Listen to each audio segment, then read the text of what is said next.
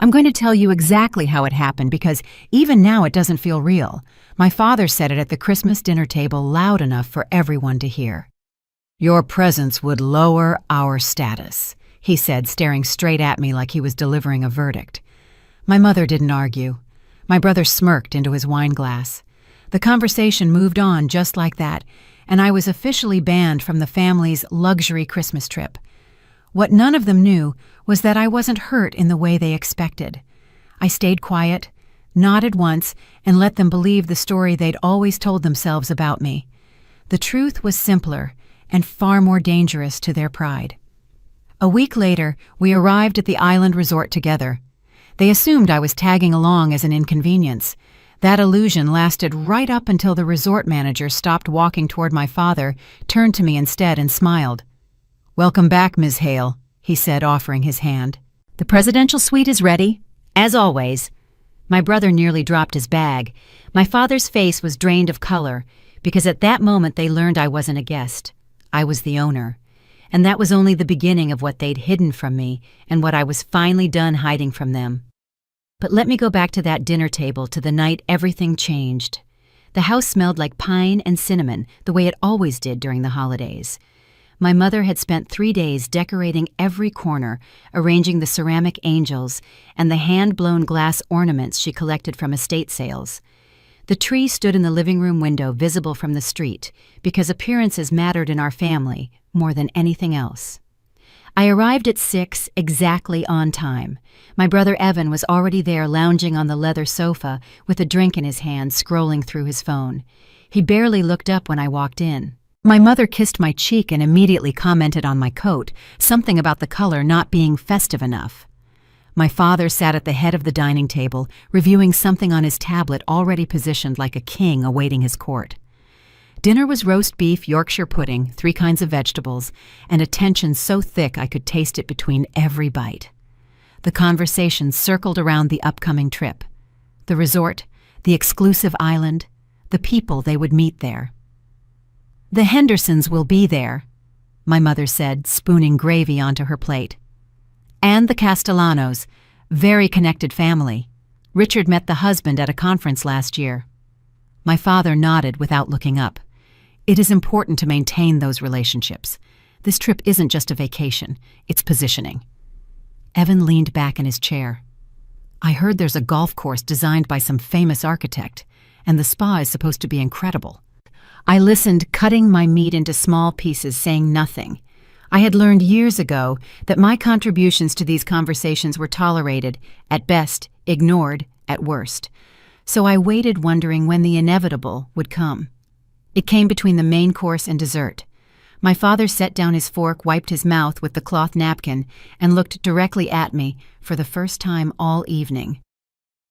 "Claire, we need to discuss something." The table went quiet. Even Evan stopped chewing. "Your mother and I have been talking," he continued, his voice measured and deliberate, "and we've decided it would be best if you didn't join us on this trip." I felt my spine stiffen, but I kept my face neutral. "May I ask why?" He didn't hesitate.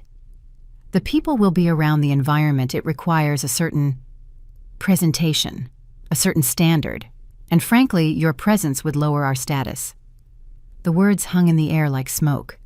My mother studied her wine glass. Evan's smirk returned, poorly concealed. "We'll bring you something nice from the island," my mother offered, as if that could soften the blow.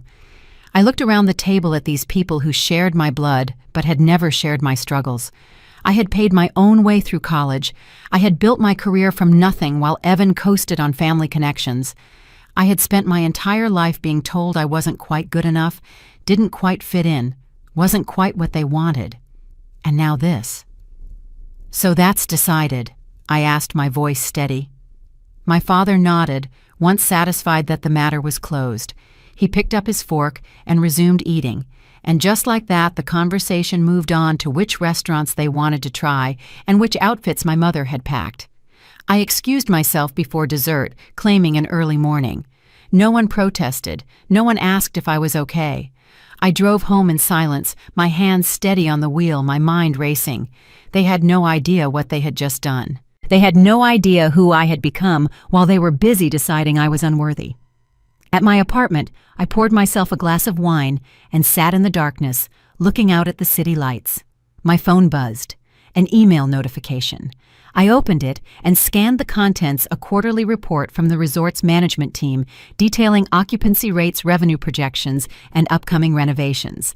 I signed my response with the name they knew but had never connected to the woman they dismissed at dinner tables. Claire Hale, majority shareholder, owner. 3 years ago, I had invested in a struggling luxury resort through a venture capital fund I had built piece by piece, deal by deal, while my family assumed I was barely getting by. The investment had paid off spectacularly. The resort had transformed into one of the most exclusive destinations in the Pacific, and my stake had grown with it. I had never told them. At first, it was because I wanted something that was mine alone, untouched by their judgment, unsullied by their expectations. Later, it became something else entirely. A test, perhaps. A way to see if they would ever value me for who I was, rather than what I could offer them. They had failed that test spectacularly. I replied to the email confirming my arrival date, requesting the presidential suite, and asking Michael Grant, the general manager, to keep my ownership discreet until I indicated otherwise. Then I booked a flight, the same destination as my family, arriving the same day. A week later, I watched them gather at the airport, their designer luggage gleaming under the fluorescent lights, their voices carrying that particular pitch of excitement that came with impending luxury. They didn't expect to see me there. The look on my father's face when I appeared at the gate was almost worth the years of dismissal. "Claire!" My mother's voice was sharp with surprise. "What are you doing here?" I smiled the kind of smile I had perfected in boardrooms. "I decided to take a vacation after all." My father's jaw tightened. "We discussed this. The arrangements are made. You can't just—" "I made my own arrangements," I said calmly. "Don't worry, I won't interfere with your trip." They exchanged glances, the kind of silent communication that families develop over decades of shared dysfunction. But there was nothing they could do without making a scene, and scenes were precisely what my father avoided in public. So they tolerated my presence on the flight, my father in first class pretending I didn't exist, my mother making awkward small talk about the weather, Evan retreating into his headphones. I sat several rows behind them, content in my silence, watching the clouds roll past my window. When we landed, the tropical air hit us like a warm embrace. The resort had sent a shuttle, a sleek vehicle with tinted windows and leather seats. My family climbed in first, claiming the best spots, leaving me to squeeze in at the back. The drive wound through lush vegetation, past white sand beaches and crystal-clear water, until finally the resort came into view. It was breathtaking, a collection of elegant buildings cascading down a hillside toward a private cove, all glass and natural wood and carefully manicured gardens. My family emerged from the shuttle with the eagerness of people who believed they had arrived where they belonged. They had no idea that every inch of this paradise, every perfectly placed flower, and every inch of finished wood and polished stone existed because of decisions I had made. The lobby was cool and fragrant orchids arranged in massive glass vases, water features murmuring in the background. Staff in crisp white uniforms moved with practiced efficiency. My father approached the front desk with the confidence of a man accustomed to being served. And then Michael Grant appeared from a side door. He was tall, silver-haired, impeccably dressed in a suit that probably cost more than my father's entire wardrobe. His eyes swept the lobby, passed over my family without lingering, and landed on me. His face transformed into a genuine smile. He walked directly toward me, hand extended. "Welcome back, Ms. Hale," he said, his voice warm and professional. "The presidential suite is ready, as always." My brother nearly dropped his bag. My father's face went white, and I realized, standing in that moment, that this was only the beginning. The silence that followed Michael Grant's greeting was the loudest sound I had ever heard in my father's presence. For 32 years, Richard Whitmore had controlled every room he entered, every conversation, every decision. He was the gravitational center of our family, and the rest of us were merely satellites caught in his orbit. But in that lobby, with Michael's hand still extended toward me and my family frozen in confusion, the gravity shifted. I shook Michael's hand, noting the slight tremor in my father's jaw, the way my mother's hands gripped her purse strap, the bewilderment clouding Evan's features. "Thank you, Michael. It's good to be back." Those 5 words rearranged everything they thought they knew about me. But to understand why this moment mattered so much, you need to understand what came before. You need to know the story of the girl they decided was never quite enough. I was 16 years old when I learned that my place in the Whitmore family was negotiable. It was my birthday, a milestone I had been anticipating for months. My friends at school had been planning a small party, and my mother had promised something special at home. The morning of my birthday, I woke up early, excited in a way that only teenagers can be. I came downstairs to find my parents huddled in the kitchen speaking in low voices. When they saw me, they exchanged one of those looks, the ones that communicated entire conversations in a single glance. "Claire, sweetheart," my mother began, and I knew immediately that something was wrong. "There's been a change of plans." It turned out that Evan had a championship basketball game that day. Not just any game, but a semi-final that could lead to a state title. The game was 3 hours away. There was no way to do both my party and his game. "We'll celebrate you another time," my father said, already reaching for his car keys. "Evan needs us there. You understand?" I understood perfectly. I understood that my birthday was expendable, that my milestone was less important than my brother's trophy, that "another time" was a phrase that lived in the same category as "someday" and "eventually," which is to say never. That other time never came. My 16th birthday became a footnote, an afterthought eventually forgotten by everyone except me. This was the pattern of my childhood repeated in infinite variations. Evan was easy. Evan was impressive. Evan made my parents proud simply by existing. He had my father's athletic build, my mother's social grace, and a natural charm that opened doors wherever he went.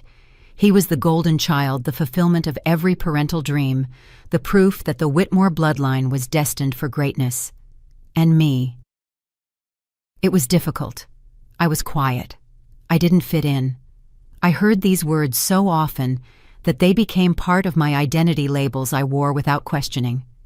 It never occurred to me to ask who decided I was difficult or what exactly I was supposed to fit into.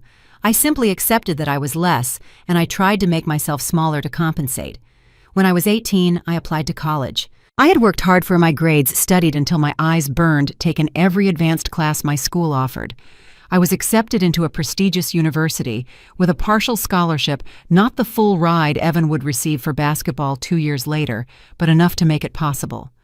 My father looked at the acceptance letter and nodded once. "You'll need to cover the rest yourself," he said. "We're saving for Evan's future." So I did. I took out loans. I worked 2 jobs during the school year and 3 during the summers. I graduated with honors and a mountain of debt, while Evan received a new car as a graduation gift and a position at my father's friend's company, no interview required. On the day I paid off my final loan, I called my mother to share the news. She listened politely, then said, "That's nice, dear. Did you hear that Evan got promoted?" I learned to stop sharing. I learned to celebrate my victories alone. I learned that the Whitmore family had a hierarchy, and I was at the bottom not by accident, but by design. Now, standing in the resort lobby with Michael Grant at my side and my family's certainties crumbling around them, I felt the weight of all those years pressing against my chest, not as pain anymore, but as fuel. "There must be some kind of mistake," my father said, recovering his composure with visible effort. "Claire is traveling with us. She doesn't have any special arrangements." Michael's smile remained professional. "I apologize for any confusion, sir, but Ms. Hale's accommodations were confirmed weeks ago. The presidential suite is ready whenever you are." This last part was directed at me. "What exactly is going on?" Evan demanded, his voice carrying the petulance of someone who had never been denied anything in his life. I let the question hang for a moment, tasting the irony of it. For 32 years I had been asking the same thing. Why am I excluded? Why am I less? What exactly is going on with this family? "I'll explain later," I said, keeping my tone light. Why don't you all check in? I'm sure you're tired from the flight." Michael nodded to one of the staff members who stepped forward to assist my family with their luggage. It was a subtle gesture, a gentle redirection that moved them away from the center of attention. My father recognized the maneuver and didn't like it, but there was nothing he could do without causing a scene. As they were led toward the main check-in desk, my mother lingered, her eyes searching my face. "Claire, what is this? How do you know him?" "Old friend," I said, which was technically true. I had met Michael 3 years ago during my first visit to the resort as an investor. We had built a professional relationship based on mutual respect and shared vision. He saw what I could bring to this place. I saw what he could make of it. Neither of us needed family connections or inherited status. We had earned our positions through competence and hard work. It was a language my family had never learned to speak. Later that evening, I stood on the balcony of the presidential suite watching the sun sink toward the horizon in shades of gold and crimson. The suite was everything I remembered, expansive and elegant with floor-to-ceiling windows that framed the ocean like a living painting. I had stayed here twice before, once during my initial investment tour and once during a board meeting last year. Both times I was alone. Both times I had wondered what it would feel like to bring my family here, to show them what I had built. Now I know. It felt like vindication and sadness twisted together, impossible to separate. My phone buzzed. A text from Eleanor Brooks, my attorney. "Heard you arrived. Everything is ready at the end. Signal when you want to proceed." I typed back a quick response. "Not yet. Let them settle in first." Eleanor had warned me about this moment. When we first discussed the possibility of revealing my ownership to my family, she had been characteristically blunt. "Once you do this, there's no going back," she said. "They'll never see you the same way. The question is whether that's what you want." I had thought about it for months. Part of me wanted to keep my two worlds separate to protect the life I had built from the contamination of the life I had been born into. But another part, the part that had been dismissed and diminished and told to make herself smaller, that part wanted them to see. Not out of vengeance, not exactly, but out of a need to finally be recognized as who I actually was. My mother called just as the last light faded from the sky. Her voice was carefully modulated, the tone she used when she wanted something without asking directly. "Claire, the family is getting together for dinner at 7 in the main restaurant. You should join us." It wasn't an invitation. It was a summons. The word "should" carried the weight of expectation, of obligation, of the same hierarchies that had governed our family for decades. "I'll think about it," I said. "There's nothing to think about. We're your family. This is what families do. This is what families do." The phrase echoed in my mind as I hung up. What families do. They gather around tables and pretend everything is normal. They eat expensive food and drink expensive wine and talk about everything except the truth. I thought about all the tables I had sat at throughout my life, always in the less important seat, always listening more than speaking, always aware that my presence was tolerated rather than welcomed. Not tonight. Tonight the table would be different. I dressed carefully, choosing an understated dress that I knew my mother would recognize as designer, a small act of armor for the battle ahead. When I walked into the restaurant, the hostess greeted me by name, not because my family had told her to expect me, but because the staff had been briefed on the owner's arrival. My family was already seated at a prime table near the windows. They looked up as I approached, their expressions a complicated mix of curiosity and discomfort. I took the remaining seat and smiled. "So," I said, "how are you finding the resort?" The dinner was excruciating in the way only family dinners can be, full of long silences and loaded glances and words that meant one thing on the surface and something entirely different underneath. My father ordered wine without consulting the rest of us, as he always did. He made a point of asking the sommelier about the vineyard, displaying knowledge he probably acquired from a quick internet search on the flight over. Evan nodded along, pretending to care about tannins and terroir. I said nothing. I ate my salmon and watched them perform their version of sophistication, the version that required everyone to acknowledge their expertise and defer to their judgment. "This is quite a place," my father said, eventually looking around the restaurant with proprietary satisfaction. "I can see why it's so exclusive. They clearly know how to cater to a certain clientele." The irony wasn't lost on me. The clientele he was so proud to be part of existed because of the systems I had helped build, the standards I had insisted on, the vision I had fought for in countless board meetings. "How did you hear about this resort?" I asked, keeping my voice casual. "Business contacts," my father replied vaguely. "People who appreciate quality." My mother jumped in. "The Hendersons stayed here last year and couldn't stop raving about it. They said it was absolutely transformative." Transformative. I wondered what exactly had been transformed. Their waistlines after too many all-inclusive meals, their sense of superiority after a week of being waited on. "And you, Claire?" Evan asked, his tone carrying a hint of challenge. "How did you know about this place?" I took a sip of water, considering my answer. "Investment research," I said finally. "I like to keep track of high-performing properties in the hospitality sector." It was the truth stripped of context. My father raised an eyebrow. "Since when do you do investment research?" "Since I started my career," I said. "Nearly 10 years now." He waved his hand dismissively. "Write your little consulting thing." The conversation moved on to other topics, the planned activities for the week, the spa treatments my mother had already booked, the golf course Evan was eager to try. I listened and nodded at appropriate intervals, playing the role they expected me to play. After dinner, I excused myself and returned to my suite. Michael had left a bottle of champagne chilling in an ice bucket along with a note. "Looking forward to our meeting tomorrow. Everything is prepared. M." I poured myself a glass and sat by the window watching the moonlight dance on the water. Tomorrow the preparations will begin in earnest. Tonight, I will rest. The next morning I woke before dawn. Old habit.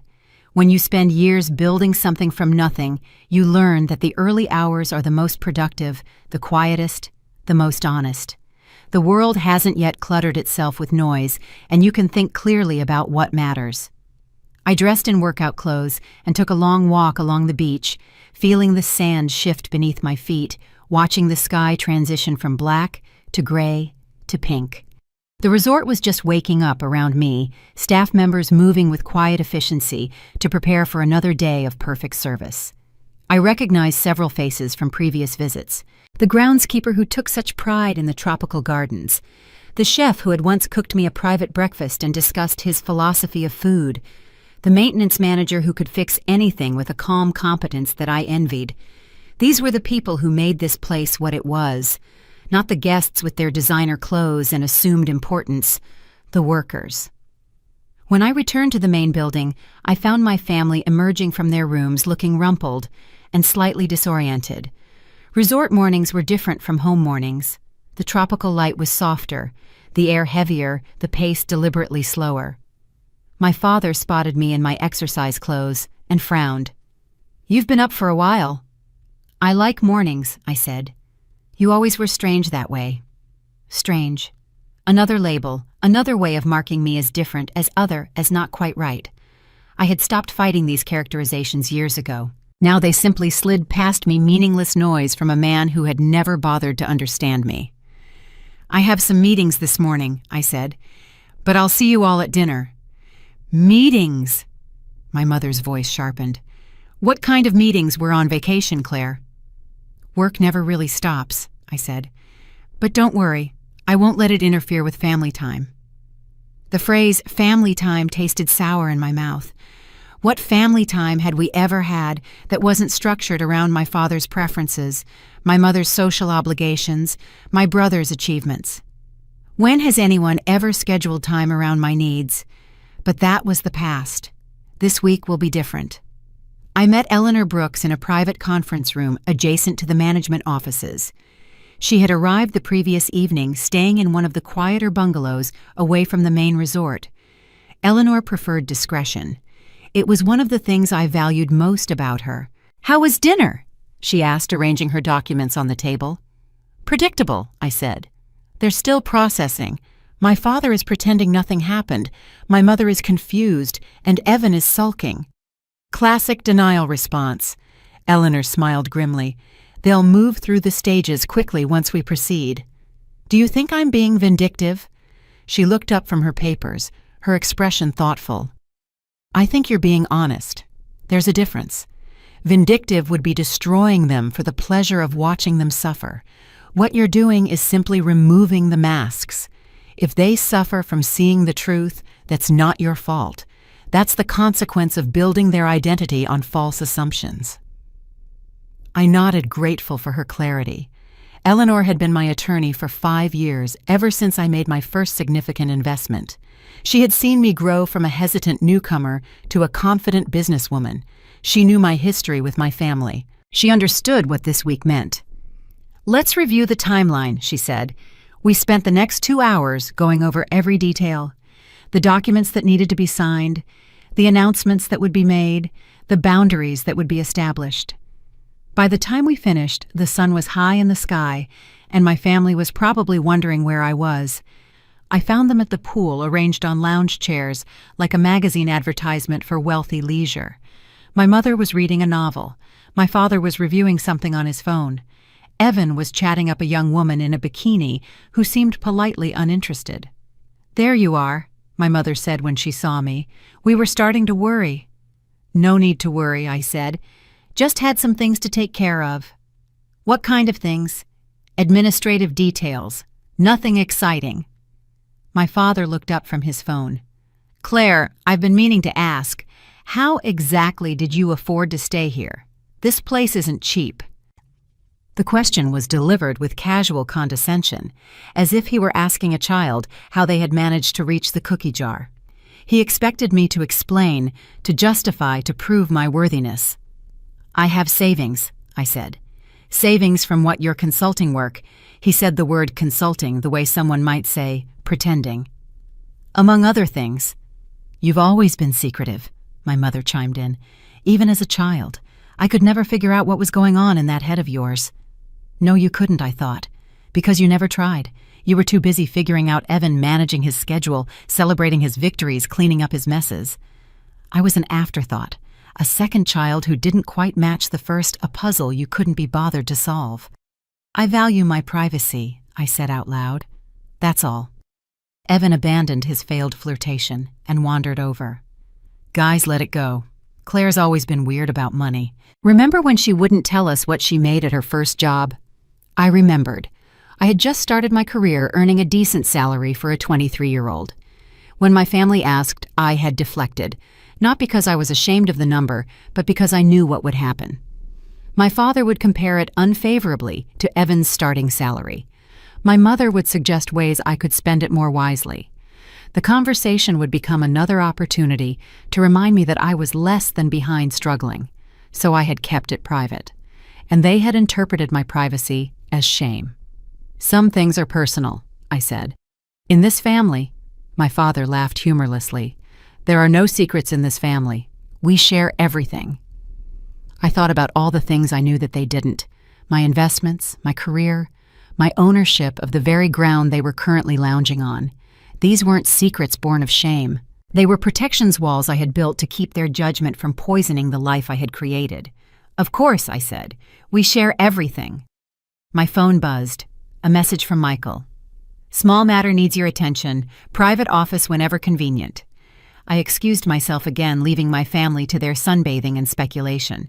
As I walked toward the management building, I felt their eyes on my back, heavy with curiosity and suspicion. Let them wonder. Let them speculate.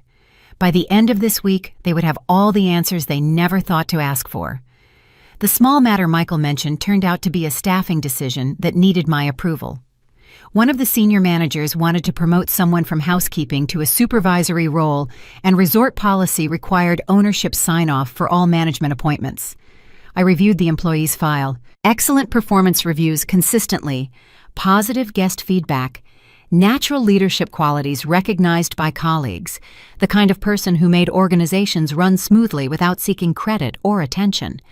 I signed the approval without hesitation.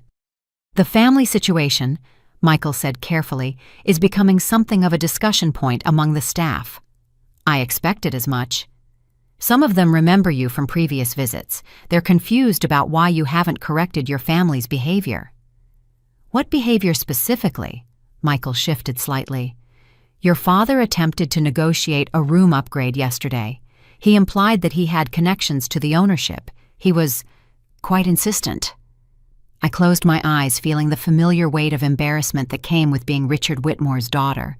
He had always been like this, using proximity to power as a substitute for actual power name-dropping and implying and maneuvering to get what he believed he deserved.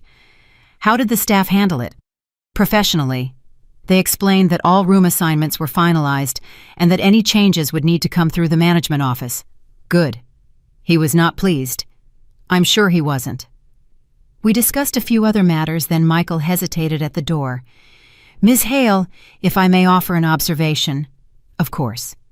Your family seems to believe they understand their position here. They treat the staff with a certain condescension that suggests they think themselves important guests. If they knew the truth.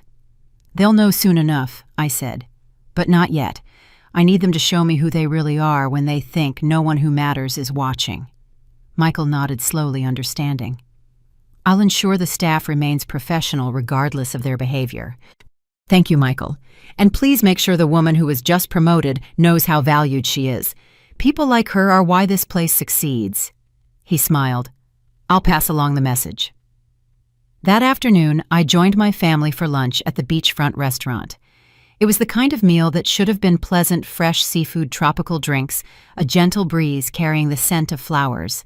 Instead, it became a masterclass in passive aggression.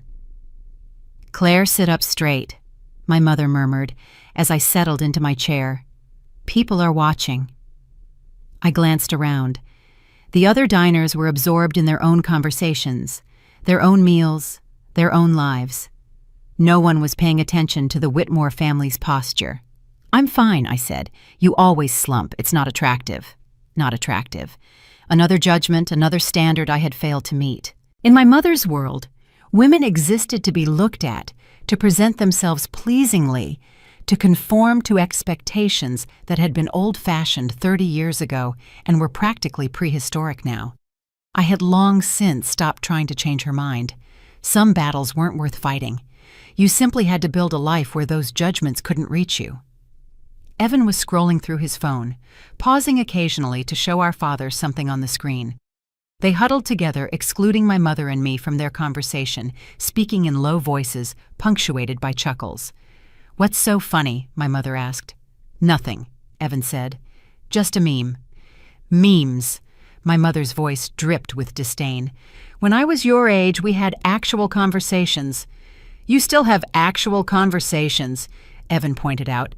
You just don't like any of them. It was a rare moment of honesty from my brother, and it surprised me. Evan rarely challenged our parents, preferring to stay in their good graces and reap the benefits, but perhaps even he had limits. My father cleared his throat, redirecting attention to himself. I've been thinking about our plans for the week. The resort offers several exclusive experiences that might be worth exploring. Like what? I asked. Private yacht excursions, helicopter tours, that sort of thing. Those do sound interesting, my mother agreed. Very sophisticated. I wondered if they realized how transparent they were. Every choice, every preference, every aspiration was filtered through the lens of how it would appear to others. Yacht excursions weren't desirable because they were enjoyable. They were desirable because they signaled status, because they could be photographed and posted, because they proved that the Whitmore family belonged among the elite. We should do the yacht, Evan said. I could get some great content. Content. That was Evan's current obsession, building a social media presence that would somehow translate into career opportunities. He had spent the last 2 years documenting his lifestyle, which was funded primarily by our parents, and presenting it as evidence of his success. What about you, Claire? My father asked. Any interest in joining us? The question caught me off guard.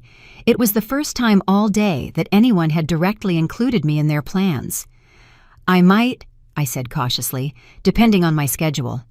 Your schedule. My father's voice carried an edge. You're on vacation, Claire. What schedule could you possibly have? I told you I have some work matters to attend to. Work matters. He exchanged glances with my mother. That's very dedicated to you. The word dedicated was not a compliment. In my father's vocabulary, dedicated meant obsessive, meant antisocial, meant prioritizing the wrong things. Real success came easily to people like Evan, who could charm their way through life without breaking a sweat. Dedication was for people who lacked natural talent.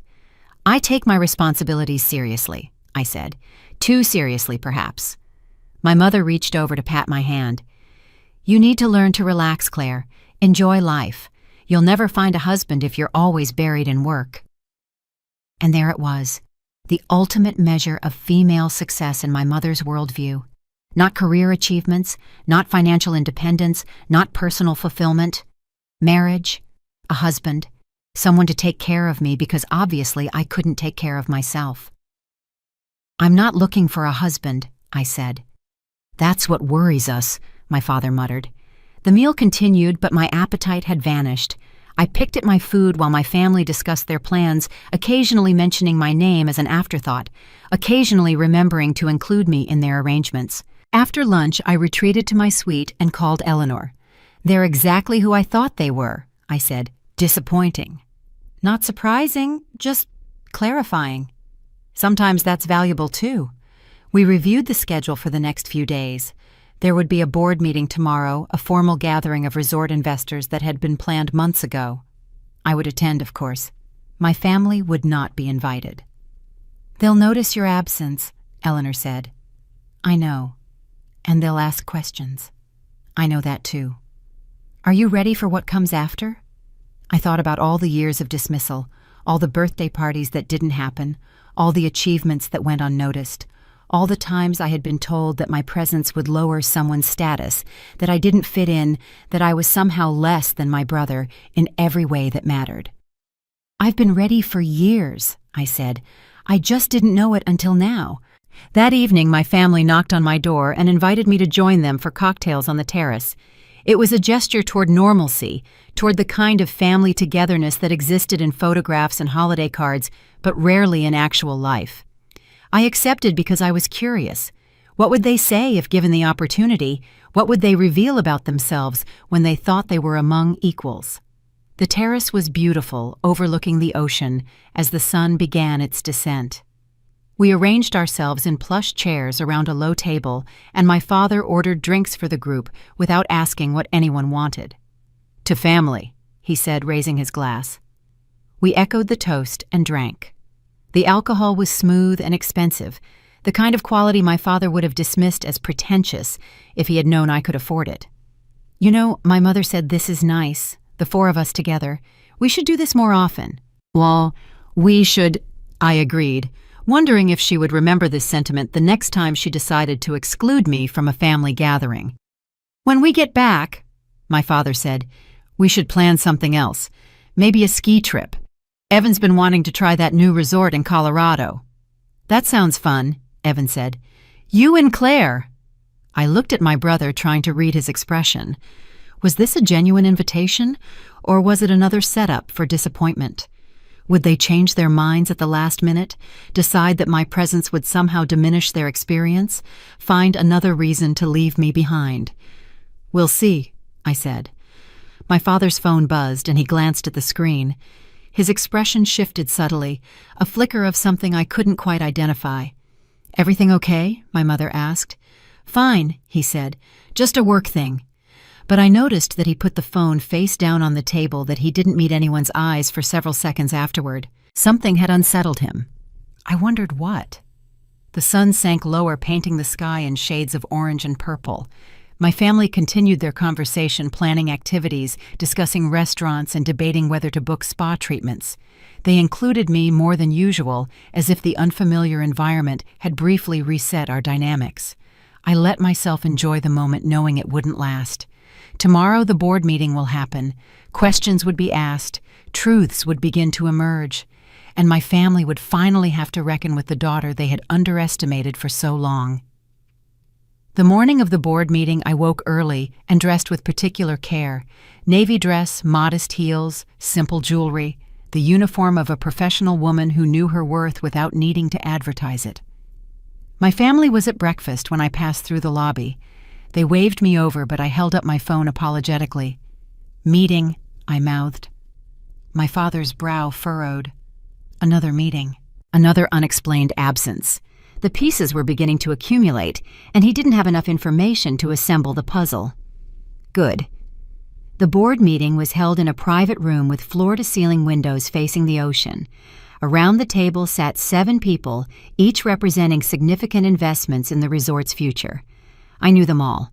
We had built something together over the past 3 years, transforming a struggling property into a world-class destination. Michael Grant presented the quarterly reports. Revenue was up. Occupancy was at record highs. Guest satisfaction scores exceeded every benchmark. The expansion plans we had discussed were progressing on schedule. I asked questions, offered observations, and approved several proposals. This was the work I loved, the tangible evidence of ideas becoming reality. Every decision we made affected real people, real jobs, real experiences. It mattered in ways that my father's status-seeking never could. After the meeting, one of the other board members pulled me aside. Victor Ramirez was a semi-retired hospitality executive who had become something of a mentor to me. Your family doesn't know, do they? Not yet. He shook his head, smiling. When I first met you, I wondered how someone with your background developed such a drive. Now that I've seen them at the resort, I understand. What do you mean? Sometimes the greatest motivation comes from being underestimated. He patted my shoulder. You've built something remarkable, Claire. Don't let anyone make you feel small for it. I returned to the main resort area feeling lighter than I had in days. The conversation with Victor reminded me why I had worked so hard, why I had kept my success private, why this week was necessary. I wasn't seeking revenge in the traditional sense. I was seeking recognition, acknowledgement, the simple dignity of being seen for who I actually was. My family had claimed a prime location at the pool commandeering chairs and commanding the staff's attention with the imperiousness of a queen. I watched from a distance as my father complained about the temperature of his drink, as my mother rearranged cushions to better catch the light for photographs, as Evan scrolled through his phone with aggressive disinterest. These were the people who had told me I would lower their status. These were the judges who had found me wanting. I thought about all the times I had accepted their verdicts, internalized their criticisms, and believed their assessments of my worth. It seemed impossible now, like remembering a dream that had felt real at the time, but revealed its absurdity in the light of day. That afternoon, my family decided to explore the resort's grounds. I joined them, curious to see how they would interact with the space I had helped create. We walked through the tropical gardens, past the infinity pools, along the winding paths that connected the various amenities. My father commented constantly, comparing everything to other resorts he had visited, usually unfavorably. The landscaping is nice, but have you seen the gardens at that place in the Maldives? Much more impressive. These pools are decent, but they don't compare to the facilities in Dubai. The architecture is interesting, but it lacks the grandeur of the European properties. I listened without responding. His criticisms weren't really about the resort. They were about maintaining his position as the expert, the arbiter, the man who had seen everything and could judge accordingly. If he admitted that this place was exceptional, he would have to admit that his initial assessment of me had been wrong. That was unacceptable. We stopped at the spa to review the treatment menu. My mother was particularly interested, examining the options with the intensity of someone planning a military campaign. I want the full experience, she announced. The deluxe package with the private treatment room. The spa receptionist smiled politely. That's a lovely choice, ma'am. We do have limited availability for the private rooms, but I can check our schedule.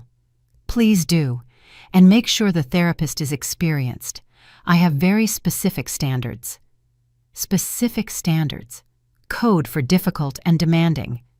I watched the receptionist's smile become slightly fixed, and I felt a surge of sympathy for the staff who would have to manage my mother's expectations. Actually, I said, stepping forward, I might be able to help with the scheduling. The receptionist looked at me, and I saw recognition flicker in her eyes. She had been at the resort long enough to know who I was. Of course, Miss Hale, whatever you need. My mother's head turned sharply. Ms. Hale. Why did she call you that? That's my name, I said mildly. She used it differently, more formally. Did she? My mother studied me with new suspicion. Claire, what's going on? You've been acting strange ever since we got here. Meetings, disappearances, now this. What aren't you telling us? Before I could answer, Michael Grant appeared at the spa entrance. He was looking for me, his expression professionally neutral, but his eyes conveying urgency. Ms. Hale, there's a matter that requires your attention. Of course, Michael. I'll be right there. Ms. Hale again, Evan observed, and the general manager personally came to find you. What exactly do you do at your consulting job, Claire? I smiled, feeling the moment crystallize around me. We should talk tonight, all of us. There are some things I should have told you a long time ago. I left them in the spa, their questions hanging unanswered in the perfumed air. The matter Michael needed to discuss was genuine an issue with a supplier that required immediate authorization, but it also served as a convenient exit from my family's growing suspicions. I spent the rest of the afternoon in the management offices, handling the supplier issue and reviewing upcoming events. There was a Christmas gala scheduled for the following evening, a major event that brought together resort guests, local dignitaries, and industry leaders. Will you be attending? Michael asked. I will, and I'd like to make some remarks if that's appropriate. He smiled. I'll add you to the program. That evening, I knocked on my parents' suite door. My father answered, his expression guarded but curious. You said you wanted to talk, he said. I do. They gathered in the living area of their suite, which was elegant but noticeably smaller than mine. I sat across from them, feeling the weight of the conversation ahead. I'm going to tell you something, and I need you to listen without interrupting, I said. Can you do that? My mother nodded quickly. My father hesitated, then inclined his head slightly. 3 years ago, I made an investment in this resort, I began. At the time, it was struggling. The previous management had made some bad decisions, and the property was at risk of closing. An investment, my father interrupted despite his promise. With what money? With money I earned and saved and grew through other investments. I held up my hand before he could speak again. I asked you not to interrupt. He fell silent, though his jaw was tight. My investment was significant enough to give me a controlling stake in the property. Over the past 3 years, I've worked with the management team to turn things around. The success you see here, the reputation, the exclusivity, I helped build that. The silence stretched. My mother's face had gone pale. Evan looked like someone had explained gravity to him for the first time, and he was still processing. You own this resort, my father said finally. I own a controlling stake, yes. That's impossible. And yet, here we are. He stood abruptly, pacing to the window and back. Why didn't you tell us? Why let us make fools of ourselves? I didn't let you do anything. You made your own choices. We wouldn't have acted that way if we had known. That's exactly the point. My mother spoke up, her voice trembling. What point? What are you trying to prove? I took a deep breath. All my life you've told me I wasn't good enough, not impressive enough, not successful enough. You excluded me from family events because my presence would lower your status. You compared me to Evan and found me wanting. You dismissed my career as a little consulting thing. You made me feel like a failure. We never, my mother started. You did, I said firmly. Maybe not intentionally, but consistently. And I accepted it for a long time because I didn't know any better. But now I do. And I wanted you to see me clearly, without the lens of your assumptions. My father turned from the window. So this was what, some kind of revenge? No, this was the truth. The revenge, if you want to call it that, is simply being successful, despite your predictions. The room fell silent again. I could see them struggling to reconcile the daughter they had dismissed with the woman who owned the ground beneath their feet. There's a gala tomorrow night, I said, standing. I'll be speaking as one of the resort's owners. You're welcome to attend as my guests. I walked to the door and paused, looking back at them. I hope you'll come. I hope we can start fresh from here, but that's your choice to make. That was when I realized they still thought they were in control. The morning after my revelation, the resort felt different. Not physically, of course. The gardens were still immaculate, the ocean still impossibly blue, the staff still impeccably professional. But the air between my family and me had shifted fundamentally.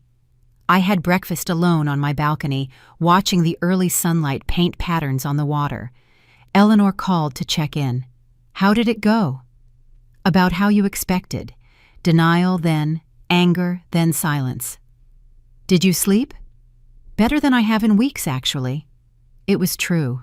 For years I had carried the weight of my family's judgment like a stone in my chest. Last night I had finally set it down. Whatever happened next, I had spoken my truth. Around mid-morning there was a knock at my door. I opened it to find my mother standing in the hallway looking smaller than I remembered. "May I come in?" I stepped aside to let her enter. She moved through the suite, taking in the expansive space, the ocean view, the evidence of my success that surrounded her. "It's beautiful," she said quietly. "Thank you." She turned to face me. "I didn't sleep last night. I kept thinking about what you said, about how we made you feel." I waited, not sure where this was going. I told myself I was a good mother, that I treated you and Evan the same, but when I really thought about it, I really remembered. She trailed off. Her eyes were glistening, fixed on me. "Your 16th birthday. I had forgotten about that until you mentioned the patterns last night. We chose Evan's game. We always chose Evan." "Yes," I said simply. "You did." "I'm sorry, Claire." The words seemed to cost her something. "I'm sorry for every time we made you feel less than. I'm sorry for every opportunity we gave him and denied you. I'm sorry I didn't see how extraordinary you were becoming while I was so focused on him." I had imagined this moment many times over the years. In my imagination, I had felt triumphant, vindicated, righteous. But standing here with my mother's tears and her halting apology, I felt something else entirely. Something like grief for all the years we had lost. "Thank you for saying that," I said. "Can you forgive me? I can try. But forgiveness doesn't mean everything goes back to how it was. I'm not the person you thought I was. I never was." She nodded slowly. "I'm starting to understand that." We talked for another hour more honestly than we ever had before.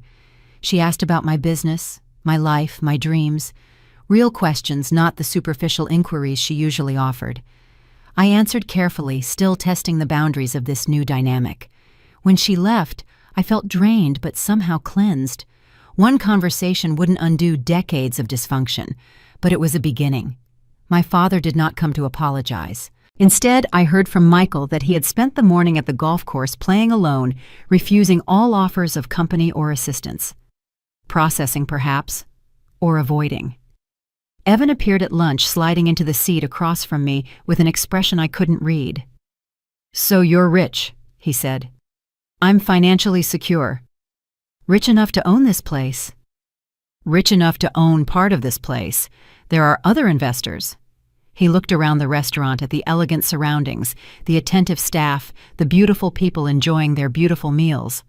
"I always thought I was the successful one," he said. "Dad always said I was the one who had it together. You were the one who struggled." "Dad was wrong." "Yeah." He laughed, but there was no humor in it. "I'm starting to get that." "It's not a competition, Evan, isn't it? It's always been a competition, since we were kids, and I always won." He paused. "Except I didn't, did I? I won the version Dad created. You won the real one." It was the most self-aware thing I had ever heard my brother say. For a moment, I glimpsed the person he might have been if our parents had treated us equally, if he hadn't been raised to believe that his position was guaranteed by birth rather than earned through effort. "You could still win the real one," I said. "You're not dead yet." He snorted. "That's harsh." "That's honest. You have resources, connections, intelligence.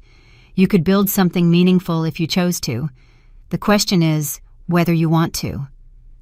And if I don't, then you'll keep living the life you're living. It's not my decision to make." He studied me for a long moment. "You're different than I thought. I'm the same person I've always been.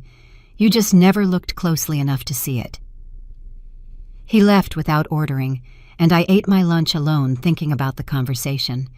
Evan had never been cruel to me, not intentionally.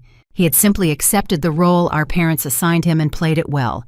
Now that role was being questioned, and he didn't know who he was without it. The afternoon passed quietly. I reviewed final preparations for the gala with Michael, approved some minor decisions, and took a long walk along the beach. The sun was fierce, but the ocean breeze tempered its intensity, and I found myself relaxing in a way I rarely could. As evening approached, I returned to my suite to prepare. The dress I had brought for the gala was one of my favorites, a deep burgundy that highlighted my coloring without being ostentatious. Professional but memorable, confident without being aggressive. When I arrived at the ballroom, it was already filled with guests. Crystal chandeliers cast warm light across the space. A string quartet played in one corner. Waitstaff circulated with champagne and canapes. Michael materialized at my elbow. "Ms. Hale, your family arrived a few minutes ago. They're near the windows." I looked in the direction he indicated. My parents and Evan stood in a small cluster, looking distinctly uncomfortable among the confident, moneyed crowd. My father was clutching his drink too tightly. My mother kept adjusting her dress. Evan's smile was fixed and unconvincing. "Thank you, Michael." I made my way through the room, stopping to greet other investors and guests along the way. By the time I reached my family, I had been seen and acknowledged by half the room's most influential attendees. "You came," I said. My mother nodded. "You asked us to." "I'm glad." My father said nothing, but his eyes followed me with an intensity that suggested he was still processing, still recalibrating, still trying to fit this new reality into his worldview. The evening progressed, conversations, connections, the delicate choreography of social interaction at the highest levels. My family stayed close, watching, listening, learning a world they had always aspired to, but never truly understood. When Michael announced that one of the resort's owners would be speaking, I felt every eye in the room shift toward me. I made my way to the small stage at the front of the ballroom. "Good evening," I began. "For those who don't know me, my name is Claire Hale. I'm one of the fortunate people who gets to call this beautiful place a second home." I spoke about the resort's mission, its commitment to excellence, and its plans for the future. I thanked the staff, the management team, and the other investors. I talked about what it meant to build something meaningful, to create experiences that would become memories. Throughout my speech, I could see my family in the crowd. My mother's eyes were glistening, fixed on me. My father's expression had shifted from resistance to something that might have been pride. Evan looked thoughtful, perhaps seeing his sister clearly for the first time.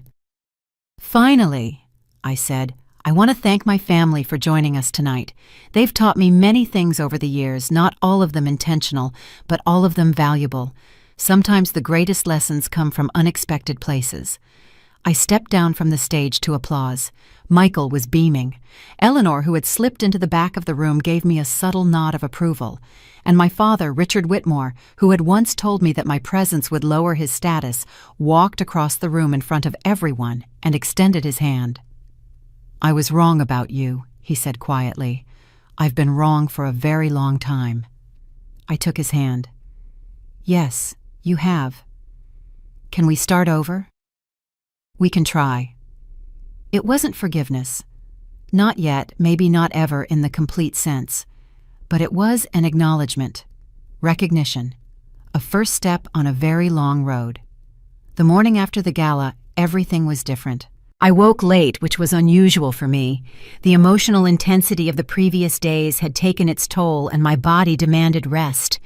By the time I emerged from my suite, the resort was already humming with activity.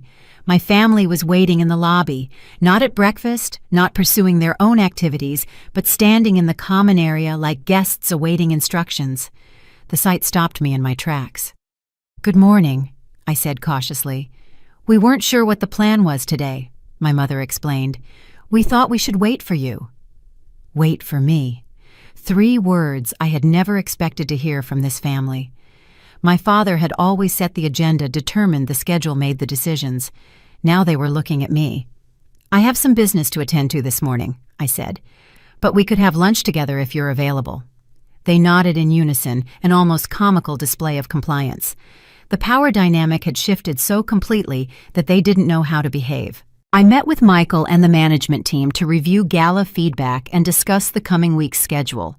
The conversation was routine but necessary. the kind of detailed work that separated successful enterprises from struggling ones. Attention to detail, commitment to excellence, respect for every role in the organization. When I emerged from the meeting, I found my father waiting outside the conference room. "Do you have a minute?" he asked.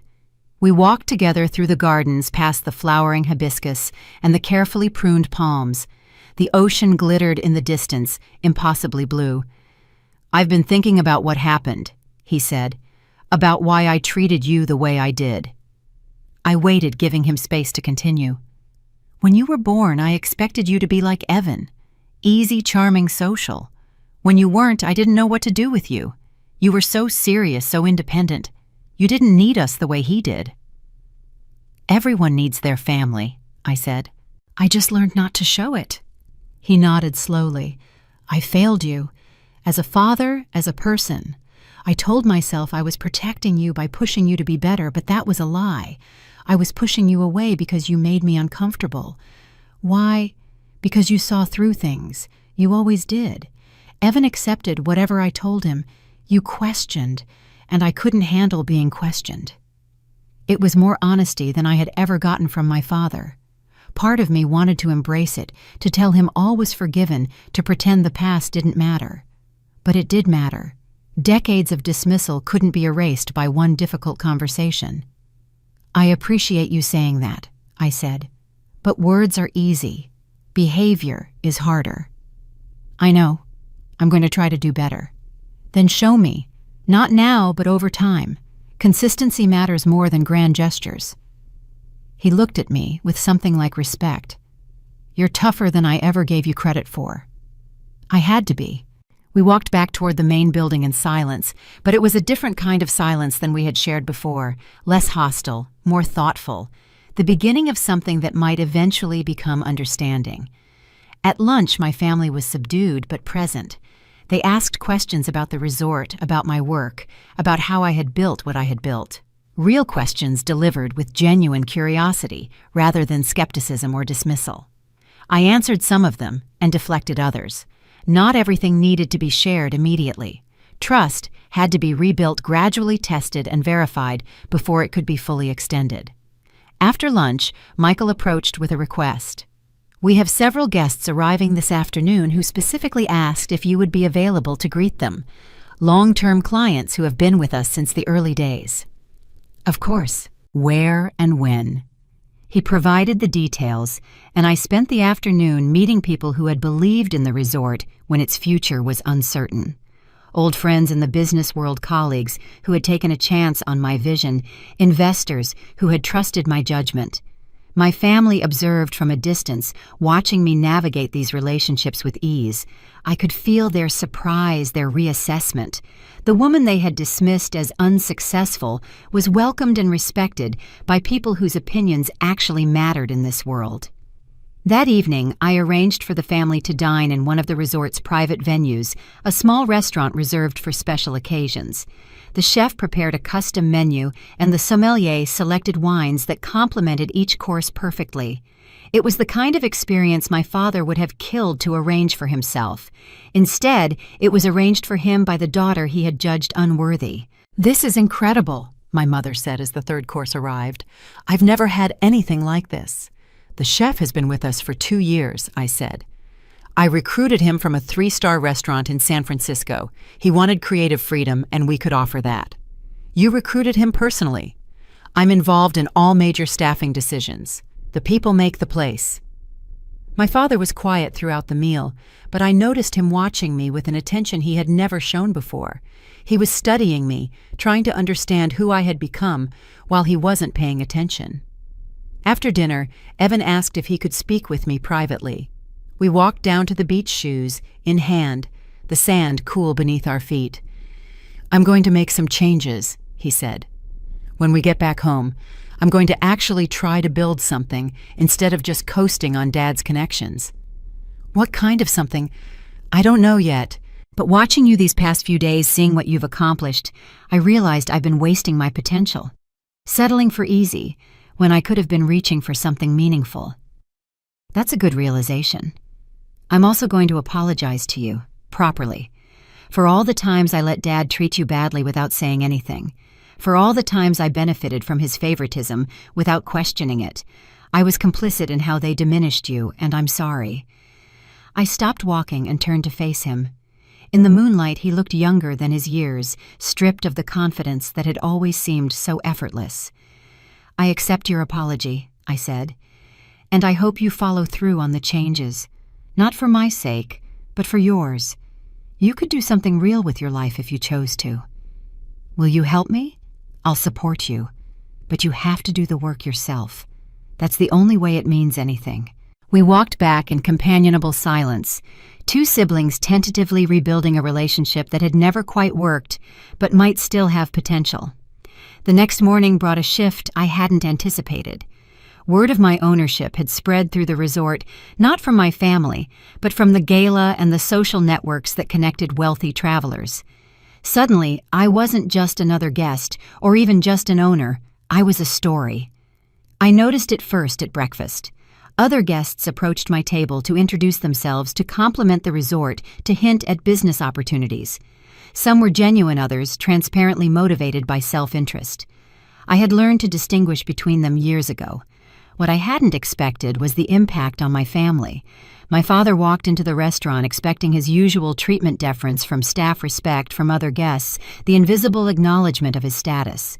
Instead, he was barely noticed. The attention that would normally flow toward the patriarch of any gathering flowed instead toward me.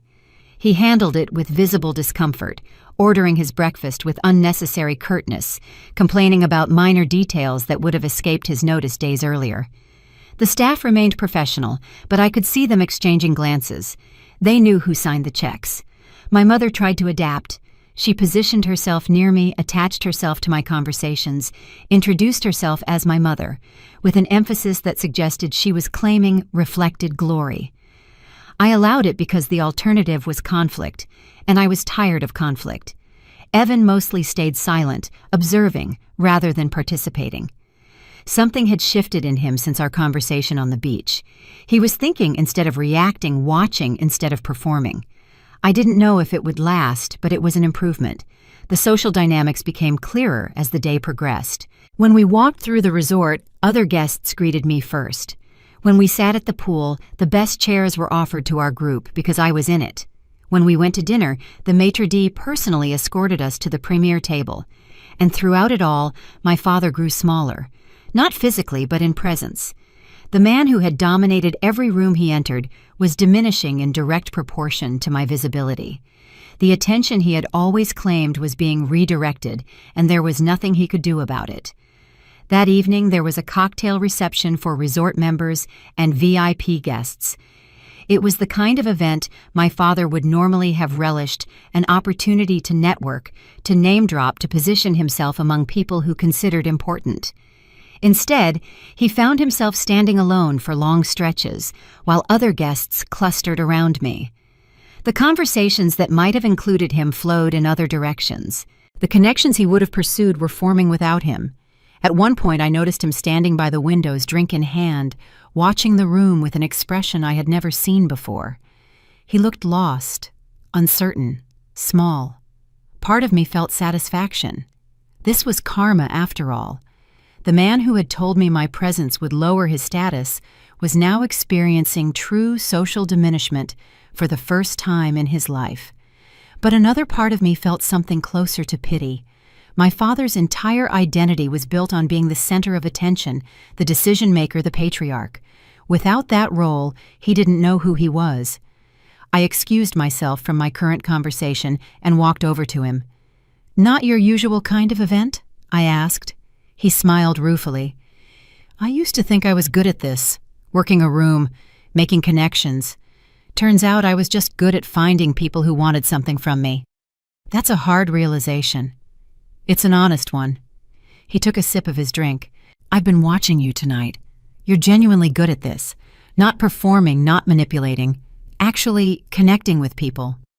It took practice, and some painful lessons. From me, some of them." He nodded slowly. "I'm starting to understand that everything I thought I knew about success was wrong. I measured it in the wrong things. status image, other people's opinions. You measure it in what impact meaning. Something like that. It's about building things that matter, helping people who deserve it, leaving something better than you found it. I haven't done any of that, he said quietly. I've spent my whole life climbing a ladder that doesn't lead anywhere. It's not too late to change direction. Isn't it? I'm 63 years old, Claire. How do you change direction at 63? One decision at a time, same as any other age. We stood together in silence for a moment, watching the room. Other guests continued to network, to laugh, to enjoy the evening. Life went on around us, indifferent to our private reckoning. Will you teach me? He asked finally.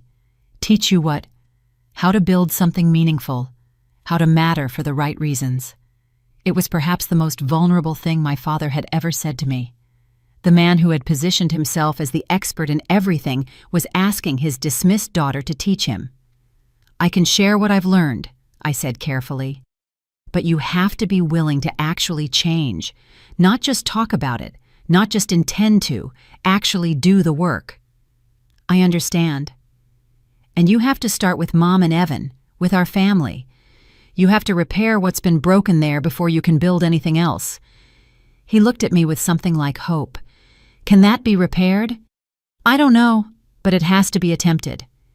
He finished his drink and set the glass down with deliberate care. Okay, I'll try. I'll really try. Good. Then we can talk more. But not tonight. Tonight, just be present. Watch, listen, learn. I returned to the other guests, leaving my father by the window. But throughout the rest of the evening, I noticed him doing exactly what I had suggested. Watching, listening, learning. It was a small thing, but it was a beginning. The week was drawing to a close, and with it the temporary world we had created at the resort. In 2 days, my family would fly home. The question of what happened next hung over everything like a cloud waiting to burst. Eleanor had scheduled a final meeting to discuss the legal and practical implications of my family knowing about my ownership. There were documents to review, decisions to make, boundaries to establish. The key question, she said, is what role, if any, you want them to play moving forward. What do you mean? Now that they know they may expect to benefit. Jobs, investments, preferential treatment. You need to decide where the lines are before they start asking. It was a practical concern, one I hadn't fully considered. My family had always operated on the assumption that connection equaled entitlement. If my father had owned a resort, I would have been expected to accept whatever scraps he chose to throw my way and be grateful for them. But I wasn't my father. I'll be clear about boundaries, I said. Family relationships are one thing, business is another. They don't automatically overlap. And if they push back, then they'll learn that pushing back doesn't work with me. Eleanor nodded approvingly. That's the right approach. Just be prepared for some resistance. Old habits die hard, especially in families. After the meeting, I found my mother waiting outside. She had the look of someone who had been rehearsing a conversation and wasn't sure she was ready for it. "Can we talk?" she asked. We walked to a quiet corner of the lobby and sat in chairs overlooking the garden. "I want to understand," she said. "All these years you were building this, and we had no idea. Why didn't you tell us? Would you have believed me? She stopped, considering. "Probably not. I would have thought you were exaggerating or dreaming." "Exactly. And then you would have told Dad, and he would have found ways to diminish it, to compare it to something Evan had done, to remind me that real success looked different." "Were we that predictable? You were that consistent." She was quiet for a moment. "I keep thinking about how different things might have been. If we had supported you instead of dismissing you. If we had seen what you were capable of." "We can't change the past," I said. "We can only decide what happens next." "What do you want to happen next?" It was a good question. I had spent so long building my success in isolation, protecting it from my family's judgment, that I hadn't really considered what it would look like to share it with them. "I want an honest relationship," I said finally. "No more pretending, no more performing. I want to be seen for who I actually am, not who you expected me to be. And if we can do that, then we'll have something worth keeping. But it has to be real. The old dynamics, the favoritism, the dismissals, that all has to end. I won't go back to being the family afterthought. She reached over and took my hand. I don't want that either. These past few days have shown me what I was missing, what we were all missing. Then let's try, but slowly. Trust takes time to rebuild. That afternoon, I had a similar conversation with Evan. He was more direct, less emotional. I want in, he said. In whatever you're building, I want to be part of it. Not as a favor, but as a contributor. I want to earn my place. That's a significant shift from your previous approach to work. I know, and I know you probably don't believe me. But watching you this week, seeing what you've accomplished, it made me realize how empty my life has been. I've been coasting on Dad's reputation, accepting positions I didn't deserve, pretending that was success. It's not. What would you want to do? I don't know yet. Learn the business probably. Start from the bottom and work up. See if I can actually build something instead of just inheriting it. I studied my brother, looking for signs of the old Evan, the one who would have said anything to get what he wanted. But I saw something different. Something that might have been genuine ambition. I'll think about it, I said. But understand that if you come to work in any of my businesses, you'll be treated like any other employee. No special treatment, no shortcuts. And if you don't perform, you'll be fired like anyone else. I understand. Do you really? Because the Evan I know has never faced consequences for failure. He flinched, but didn't look away. Then maybe it's time I did. My father had the hardest conversation. We met in the early evening on the terrace where we had shared cocktails earlier in the week. The setting was the same, but everything else had changed. I've been doing a lot of thinking, he said, about what kind of father I've been, what kind of man. And I don't like the answers. I spent my whole life chasing status, measuring myself against other men, trying to build something impressive. And what do I actually have? A business that's stagnant, a family that fears me more than loves me, a daughter who built an empire while I was too busy judging her to notice. That's a harsh assessment. It's accurate. He stared out at the ocean. I told you your presence would lower our status. Do you know why I really said that? Why? Because I was jealous. Even then, before I knew about any of this, I could feel you becoming something I would never be. Independent, self-made, free of all the insecurities that have driven me my entire life, and I couldn't stand it. So you tried to diminish me. I tried to keep you small because my own smallness felt less obvious that way. He turned to face me. I'm ashamed of who I've been, Claire, truly ashamed. I had waited a long time to hear those words, but hearing them now, I realized they didn't change as much as I had expected. The wound had scarred over. The pain had been transformed into strength. His admission was meaningful, but it couldn't undo what had been done. I believe you, I said, and I appreciate you saying it, but I need you to understand something. What? This isn't about making you feel better. This isn't about absolution. If you want a different relationship with me, you have to build it through your actions, not your words, not your feelings. What you actually do from now on. I understand. Do you? Because the pattern of your life suggests otherwise? He nodded slowly. I'll show you, however long it takes. We'll see. It wasn't forgiveness? Not yet. But it was a door left slightly open. The final full day at the resort arrived with the kind of brilliant tropical morning that made everything seem possible. The sky was cloudless, the ocean calm, the air thick with the scent of flowers. I woke early as I always did and took a long walk along the beach. The week had been transformative in ways I hadn't anticipated. I had come expecting to reveal my success and watch my family's discomfort. Instead, I had found something more complex, the possibility of actual change. Not certain to change, not guaranteed change, but possibility.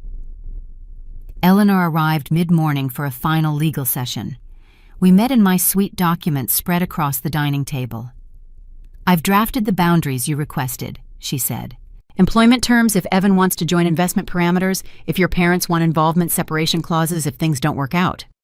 That's very thorough. It's necessary. Family and business are a volatile combination. Having clear structures protects everyone. We reviewed each document carefully. I made some modifications, asked questions about implications and contingencies. By the time we finished, I had a comprehensive framework for whatever came next. "One more thing," Eleanor said as she gathered her papers. "Have you thought about what you want to say at the farewell dinner tonight? There's a farewell dinner. Michael arranged it. A private dinner for you and your family to mark the end of the trip. He thought you might want to make some remarks." I hadn't planned on a speech, but the opportunity to set expectations to establish the new terms of engagement was valuable. "I'll prepare something," I said. The afternoon passed in preparation. I wrote and rewrote my remarks, trying to find the balance between hope and caution, between opening doors and maintaining protections. It wasn't an easy balance. By evening, I had something that felt right. Not perfect, but honest. That would have to be enough. The farewell dinner was held in a private dining room overlooking the ocean. Candles flickered on white tablecloths. Crystal glasses caught the light and scattered it into rainbows. The room was elegant, without being ostentatious. Beautiful, without being intimidating. My family was already seated when I arrived. My mother looked nervous. My father looked resigned. Evan looked hopeful in a way that might have been genuine. I took my place at the head of the table, a position that would have been unthinkable a week ago. "Thank you for being here," I began. "This week has been different than I expected." "For all of us," my mother said quietly. "I came here with certain assumptions about how this would go. Most of them were wrong. I assumed you wouldn't listen. I assumed you wouldn't change. I assumed this trip would end with the same distance between us that has always existed." "And now?" my father asked. "Now I'm not sure, and that uncertainty is actually more hopeful than the certainty I came with." I paused, gathering my thoughts. "Here's what I want you to understand. My success isn't about proving you wrong. It's not about revenge or vindication. It's simply about building a life that makes sense to me, one that aligns with my values and uses my abilities." "We see that now," Evan said. "Maybe, but seeing it once isn't enough. The patterns of our family are deep and old. It would be easy to fall back into them, to return home and gradually revert to who we were before." "We won't," my mother insisted. "I hope not, but I'm not taking that on faith. I'm going to watch what you do, not what you say. I'm going to give you opportunities to prove that this week meant something. And if it turns out to be just a temporary performance, I'll know, and I'll adjust accordingly." My father spoke up. "That's fair. More than fair, probably. We haven't earned trust. We have to rebuild it." "Yes, you do." The meal arrived, course after beautiful course, each one a testament to the chef's skill and the resort's commitment to excellence. We ate and talked more openly than we ever had before. Old stories were re-examined with new understanding. Long-held assumptions were questioned and sometimes discarded. After dinner, I distributed copies of Eleanor's documents. "These outline the terms if any of you want professional involvement with my businesses. Read them carefully. Ask questions if you have them. But understand that these boundaries are non-negotiable." My father flipped through the pages, his expression unreadable. "This is very thorough." "I've learned that clarity prevents misunderstanding. I'd rather have difficult conversations now than painful conflicts later. That's wise. It's necessary."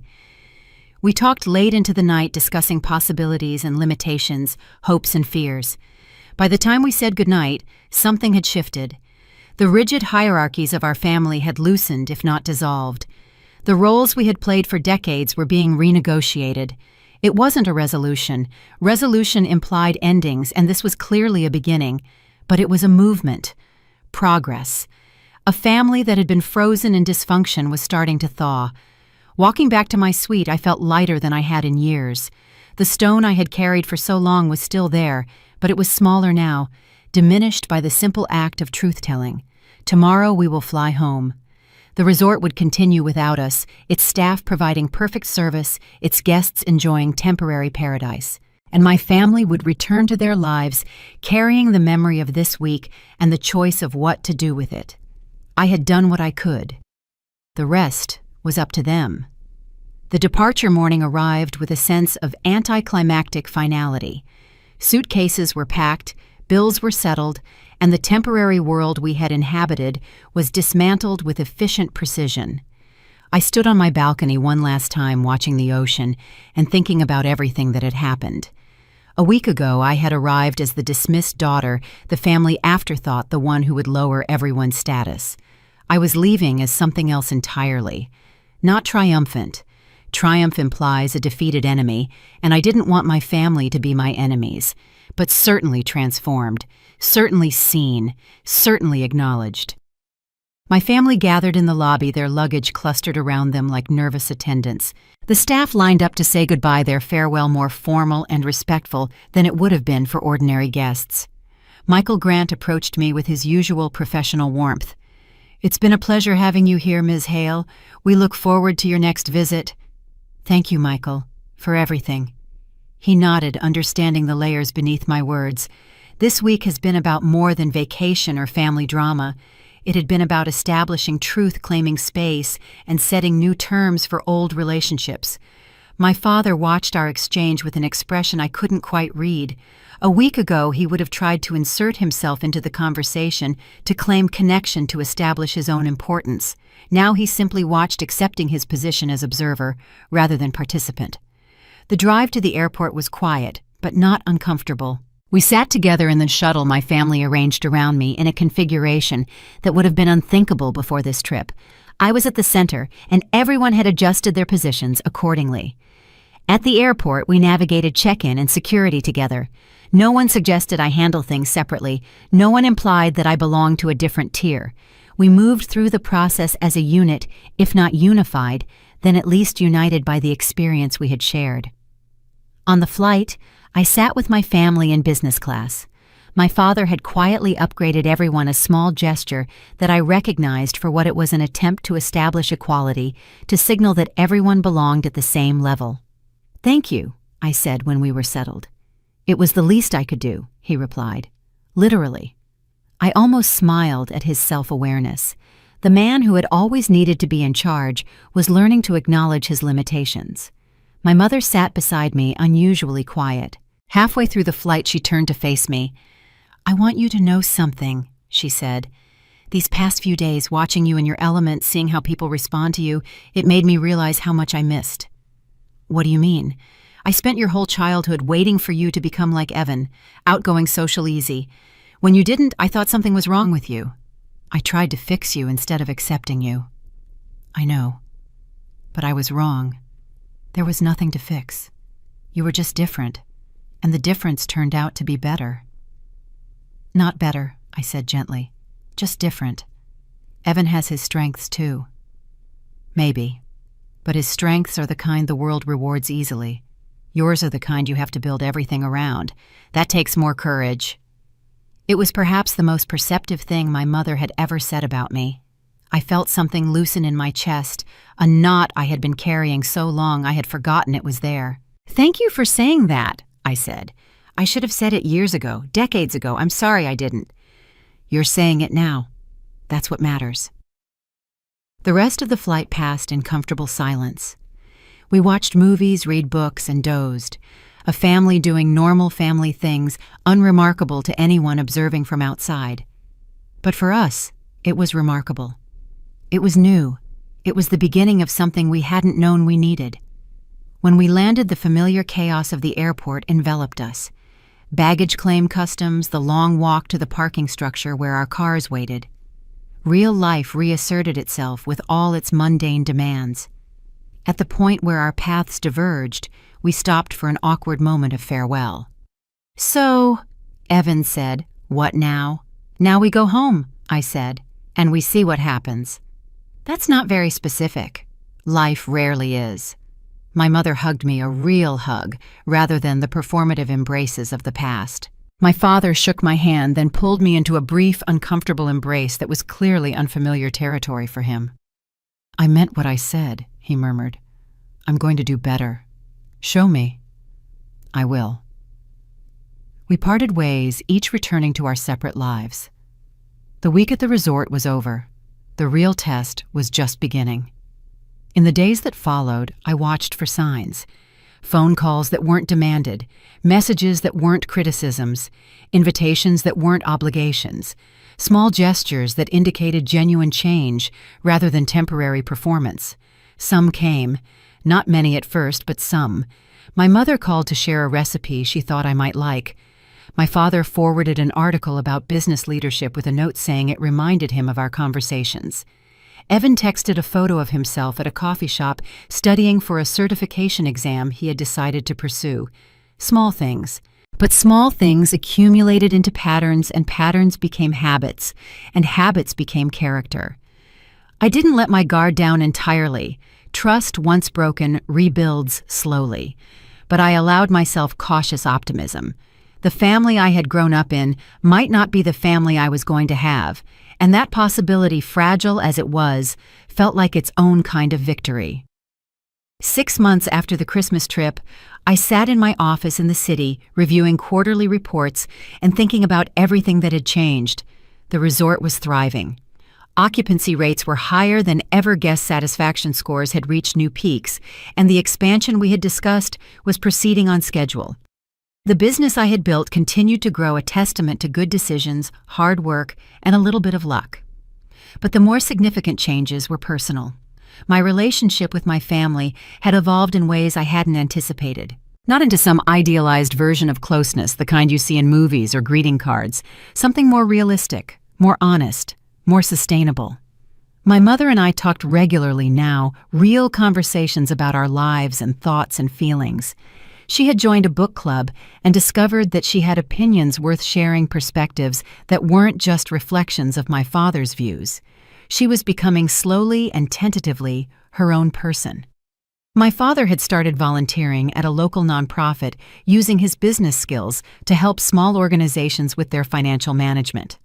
It wasn't glamorous work, and it certainly didn't enhance his status in the way he had always sought. But he seemed more settled than I had ever seen him, more at peace with himself and his place in the world. And Evan had surprised everyone, including himself. He had taken an entry-level position at a startup, refusing my father's offers of connections or favors. He was learning the business from the ground up, putting in long hours, accepting criticism, and slowly building something that was genuinely his own. None of this was easy. There were setbacks and conflicts, moments when old patterns threatened to reassert themselves, times when I wondered if the changes would last. But the overall trajectory was positive. We were moving forward, however imperfectly. The Christmas trip had been a turning point, but it wasn't the whole story. Real change happened in the accumulated moments afterward, the daily choices to behave differently, to communicate more honestly, to value each other for who we actually were. I had spent years believing that my family would never see me clearly. That belief had protected me, given me the space to build my life without their interference. But it had also limited me, kept me isolated in ways I hadn't fully recognized. Now that isolation was ending. Not because my family had suddenly become perfect, but because they had shown a willingness to try, to grow, to acknowledge their mistakes and work to correct them. That willingness was what mattered. Not perfection, but effort. Not resolution, but progress. One evening I received a phone call from my father. He wanted to visit to see my office, to understand my work in a way he had never bothered to before. I agreed. He arrived on a Tuesday afternoon, looking out of place among the modern furniture and tech-focused decor. I gave him a tour, introduced him to my team, explained the projects we were working on. "This is impressive," he said, and for the first time the compliment didn't carry an undertone of surprise or condescension. It was simply an acknowledgement of reality. "Thank you. I'm proud of you, Claire. I should have said that years ago, decades ago, but I'm saying it now." "I know." We had dinner together that evening, just the two of us. We talked about business and family and the future. We disagreed about some things and agreed about others. We were two adults having a conversation, rather than a father lecturing and a daughter enduring. It wasn't the relationship I had once wanted with him. That opportunity had passed long ago, but it was a relationship I could live with, one based on reality rather than fantasy. As I drove home that night, I thought about the long journey from that Christmas dinner table to this point. The moment my father had told me my presents would lower their status, the rage and grief I had swallowed, the years of silent building, the revelation at the resort, and now this. I had never needed their approval to succeed. I had proved that beyond any doubt, but discovering that I could have their respect, their acknowledgement, their genuine appreciation, that was something I hadn't known I wanted until I received it. If you've ever been dismissed by the people who should have valued you most, I want you to know something. Your worth isn't determined by their blindness. Your success isn't validated by their approval. You can build a life that makes sense to you regardless of whether they ever understand it. But if they do eventually understand, if they do finally see you clearly, it's okay to let that matter. It's okay to accept their acknowledgement without compromising your independence. It's okay to rebuild relationships that were broken as long as you maintain your boundaries and protect what you've built. Family is complicated. Mine certainly is. But being complicated isn't the same as hopeless. Sometimes with enough time and enough honesty and enough willingness to change, complicated becomes something else, something that almost resembles what it should have been all along. I thought about sharing this story because I know there are others who have lived similar experiences, who have been the overlooked child, the dismissed sibling, the family member who never quite fit the expected mold, who have built their lives in spite of rather than because of their origins. If that's you, I hope my story offers some comfort, some recognition, some proof that you're not alone in what you've experienced. And if you're on the other side, if you're the parent or sibling who has dismissed someone without understanding their true worth, it's not too late. It's never too late to see clearly, to acknowledge mistakes, to begin the slow work of rebuilding what was broken. That work is worth doing. I'm grateful every day that my family finally started it. I hope you found something useful in my experience. If it resonated with you, I'd love to hear your thoughts in the comments. And if you want to hear more stories about karma family dynamics and the quiet power of building your own success, consider subscribing to the channel. Until next time, remember, no one else gets to decide your worth. That determination belongs to you alone.